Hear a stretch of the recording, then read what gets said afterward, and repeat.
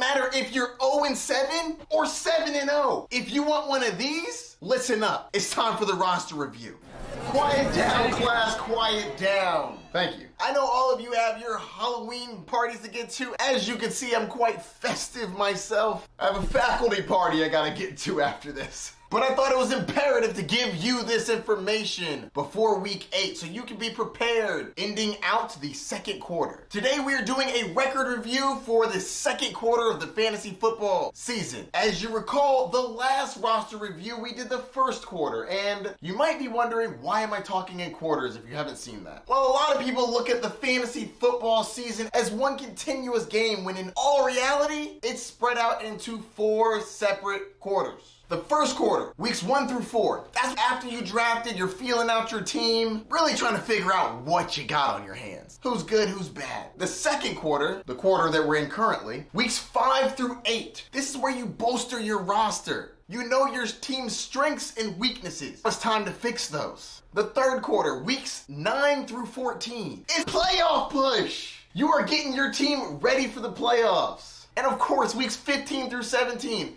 it's the playoffs. Playoffs? I'm just trying to win a game and bolster your roster. We're in Q2. Strap in. We're only halfway through the season. And regardless of your record, you're still in it. It doesn't matter if you're 0-7 or 7-0. If you want one of these, listen up. It's time for the roster review. So at this point in the season, there have been 7 games played. So that means you have 7 potential records. At the bottom of the list, 0-7.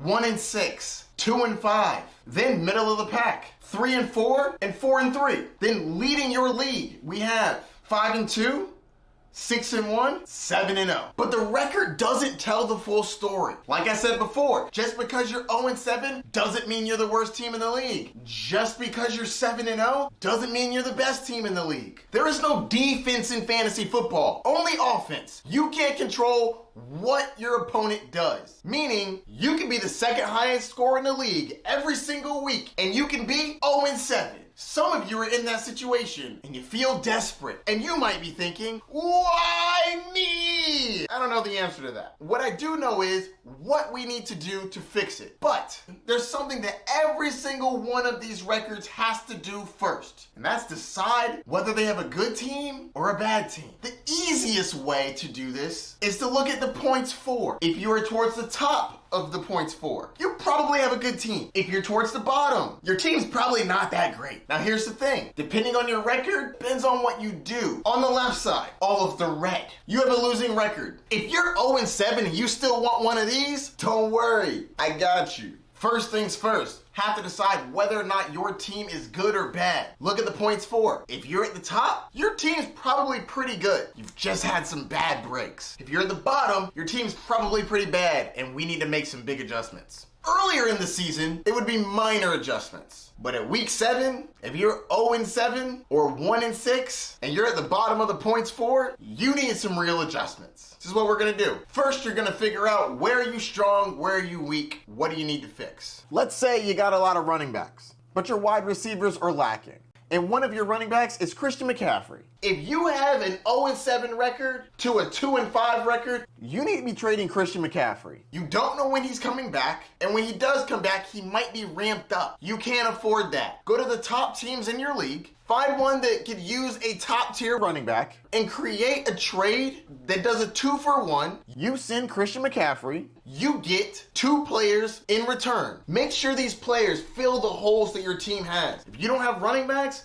you need to trade Christian McCaffrey for a running back plus something else. You might not be able to stop there. You may also need to trade additional players. It's win or go home time now. No more playing around. You gotta win right now. If you have one of these records and your team is in the top half of points for, it's unfortunate, but it means that you've really just been unlucky. Your team's probably pretty good. So you don't need to make dramatic changes, but you may be doing a few things that could be holding you back. If you're in this situation, you probably have lost some matches by some small margins. If you're losing close matchups in fantasy football, here's 3 tips that will help you win those close ones. Are you active on the waiver wire? Are you streaming defenses? Are you playing defenses in bad matchups? Are you not checking the weather for your kicker? Side note, if your kicker is kicking with winds 20 miles an hour or higher, look to see if there's a kicker in a dome somewhere. This is advice for people with low points for and high points for. If you have players that are not elite and have a bad rest of season schedule, you want to trade those away and get players that have good schedules.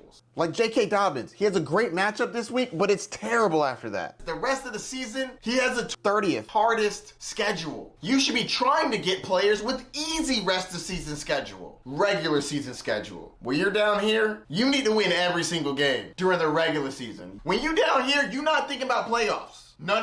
You're thinking about winning every individual game. I would try to trade for Stefan Diggs. He has the third easiest schedule for the rest of the season. I'll make a video going over the best players to grab for weeks 8 through 14 schedule. When you're trading for players, try to trade for players that have already had their bye. When you are down here, you can't afford losing one of your best players that you traded for to a bye week. Now, I know that it can't happen every time. It's just a factor you should look into. When you're trading, try to get players that have already had their bye. You're not trading Chris McCaffrey just because he's Chris McCaffrey. We're trading injured players off your team for players that'll help you right now. Injured players can't help you. We're halfway through the season. You gotta get some wins. I'm not saying trade your players for nothing, but you gotta start making some moves if your points for are very low. If they're not, might be able to squeak out a couple wins with those 3 tips I gave you. If you're 3-4 or 4-3 and you want one of these, don't worry, I got you. Listen up. If you're 3-4 or 4-3, you're average. That's not good, not bad. We don't do average around here. We're here to be on top. So let's take you from average to coasting to the playoffs. First thing you need to do, check your points for, see if you have a good team or a bad team. If you're towards the top of the points for, your team's probably pretty good. If you're towards the bottom of your points for, you might have gotten lucky. Either way, you're average right now. Figure out where you are deficient. Do you need wide receiver help? Do you need running back help? Whatever position that you need help in, you should be trying to fix that now. I'm always a fan for the 2-for-1. If I'm in the middle of the pack, I'm not trying to give away my best players. What I'm trying to do are fix holes. That's really what y'all need to work on. Fixing the holes you have in your roster. And of course, don't think you're too good for the little things. Play the waiver wire. Make sure you're streaming those defenses and kickers. Don't tell the players at the bottom that I told you about this. But if you see people that are desperate, 0-7, 1-6, I'm gonna start throwing some trades their way. You never know what they'll accept. You never know. Desperate times calls for desperate measures. And if you're one of my fans and you're 0-7 or 1-6, if people start sending you some trades, you may want to run it past me. I am a great resource for that. I got you. Because they will take advantage of your situation. It's what they should do. And you should be strong enough to say, no,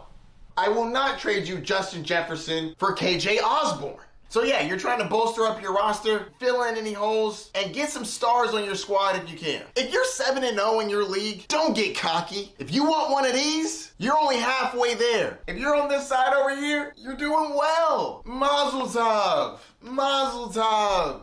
But it's not over yet. Get your head in the game. You still got a long way to go. Yes, the odds that you make the playoffs are fairly high, but they're not guaranteed. Also, we're trying to get the bye week. The less games you have to play in the playoffs, the better. Let the peasants play in the first round. We're too good for that. That's beneath us. That's what you should be thinking. You are trying to be the elite of the elite. If you're over here, it is not about making the playoffs anymore. It's about being ready to dominate them, not just win.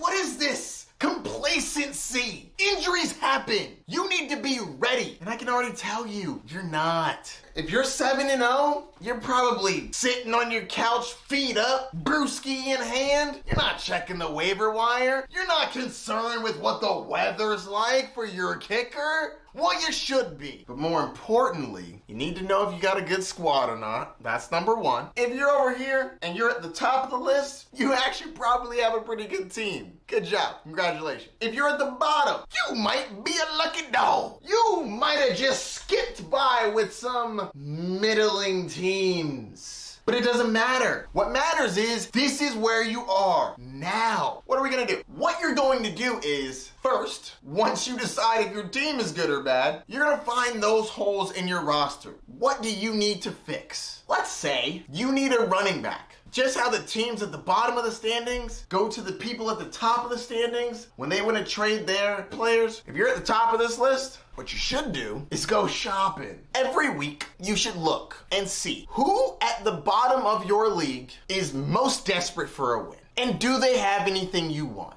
If they do, you look on your bench and you see, what do they need from my bench? Because we not giving up starters. We not desperate, unless necessary, of course. Every situation is different. We trying to upgrade specific things at this point. If you're down here with points 4, you need good bodies. You're looking for 2-for-1s where you give up 2 players to go get their one really good player. Like I said, you're not giving up starters unless you really have to. That way, you get the better player in the deal, which is always what you're shooting for, and you also get an open roster spot. No one ever thinks about this spot. When you do a 2-for-1, if you give up 2 players, you then have an opening to add a player. It doesn't just stay empty, guys. Do 2-for-1s. If you're winning, 2-for-1s are the way to go. Another thing that you want to target if you have a winning record, look for players that are on bye. But Professor, why would I want players that are on bye? Because you have a winning record and the person you're looking at does not, and they need a player they can play right now. For example, next week is week 9. The 49ers and Steelers are all on a bye. If you have a winning record, I'd go look at the bottom teams in your league and see if they have any of those players. I'd give them an offer for Christian McCaffrey,